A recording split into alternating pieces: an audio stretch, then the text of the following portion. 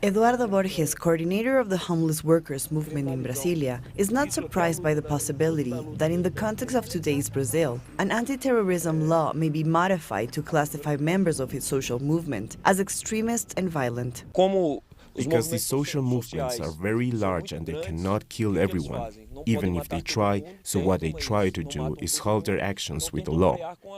Now they want to frame everyone by applying an anti-terrorism law to stop movements such as MST, MTST and others, which have played a leading role to counter the infringement of rights and which oppose the coup.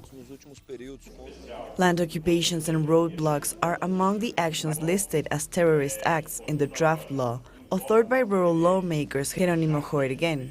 The landless workers' movement insists that fighting for rights cannot be considered a crime. To facilitate the work of this coup, they are creating laws. So now they want to amend the anti-terrorism law and thus categorize popular social movements, such as the MTST and the MST, as terrorist movements, to prevent us from continuing our fight and our resistance. We cannot obey a law of this nature because it is a law created by an illegitimate, unelected government. That's why there's going to be a confrontation. Members of the Workers' Party contend that it is the Brazilian right wing that promotes acts of far-right violence, such as the armed attack on the caravan of former President Lula in the south of the country. Terrorist acts are being carried out by right-wing militias organized even by parliamentarians who want to stunt the growth of the actions being taken by social movements. Social movements cannot be seen as terrorism.